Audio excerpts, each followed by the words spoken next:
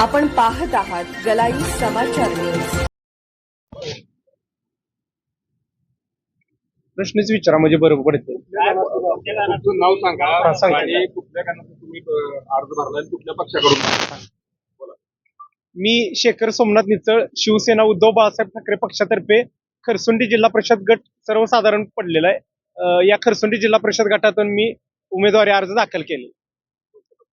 शिवसेना उद्धव बाळासाहेब ठाकरे या पक्षात पंचायत समितीला सौ मयुरताई रोहित भांगे यांचा खरसुंडी पंचायत समिती गणातून उमेदवारी अर्ज दाखल केला। 100% लढणार आहे।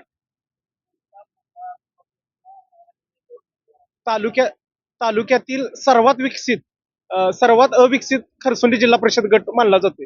खरसुंडी जिल्हा परिषद गट गेली 30 वर्ष असून खरसुंडी जिल्हा परिषद गटाला नुसतं खरसुंडीचं नाव आहे, पण आजपर्यंत खरसुंडीचा उमेदवार नव्हता। मी आज पहिला 30 वर्षातला उमेदवार आहे खरसुंडी गटातला, त्यामुळे मी ताकदीनं लढणार, म्हणजे 100% लढणार आहे। आणि जे सर्वसामान्यांचे प्रश्न आहेत आणि खरसुंडी तीर्थक्षेत्र लाखो भाविक भक्तांचं श्रद्धास्थान आहे, या खरसुंडी तीर्थक्षेत्राला सर्व नेत्यांनी आजपर्यंत बगल दिलेले आहे। खरसुंडी गाव हे मोठं व्हावं हे कुणालाच वाटत नाही, यायचं देवाला आणि जायचं एवढंच ह्या पुढाऱ्यांचं नेत्यांचं चालू आहे। खरसुंडी गाव पूर्ण अविकसित करायला हे सर्व पुढारी भाग आहे, त्यामुळे खरसुंडी गावाचा नावलौकिक देशभर आहे। अजून कसा नावलौकिक होईल आणि खरसुंडीला सेवा सुविधा कशा पुरवल्या जातील आणि सर्व खरसुंडी, चिंचाळे, वलवण, घाणन, मिटकी, तळेवाडी, गोमेवाडी, हिवतड, नेलकरंजी, दावडवाडी, आवटेवाडी, गुलेवाडी, तनपूरवाडी, कानकत्रेवाडी, काळेवाडी ही सर्व जी 18 गावं आहेत, मिटकी, या सर्व गावां म्हणजे कसं आहे, नुसतं रस्ते, पाणी, वीज ही काय सरकार देते, बाकीचं काय आहे की नाही। मुलांसाठी शैक्षणिक लायब्ररी असू द्या, स्पर्धा परीक्षा मार्गदर्शन केंद्र असू द्या, बचत गटांच्या महिलांना वेगवेगळ्या सुविधा, अशा विविध प्रश्न आहेत।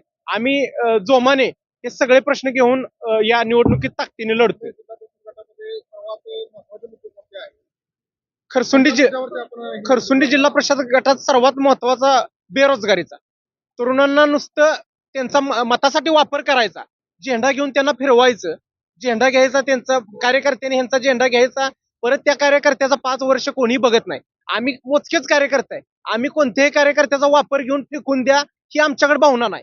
आम्ही कार्यकर्त्याला सरळ सांगतो, येऊ नका, मतात रूपांतर करा, तुझं काम रातच्या 12ला घेऊन ये, पंचायत समिती असो, जिल्हा परिषद असो, पोलीस स्टेशन असो, तहसील ऑफिस असो, कुठलंही काम घेऊन ये। मी कुठल्या नेत्याकडे जात नाही, काही नाही, मी स्वतःच नेता आणि स्वतःच कार्यकर्ता आहे। मी स्वतः कलेक्टरला फोन करतोय, तहसीलदार प्रांतांना, PI, DYSP सगळी कामं मी स्वतः करतोय। आपली कामं प्रामाणिक, पारदर्शी आहेत, त्यामुळे कुठल्या नेत्याकडे जायची गरज नाही, सर्व आपलं पारदर्शी।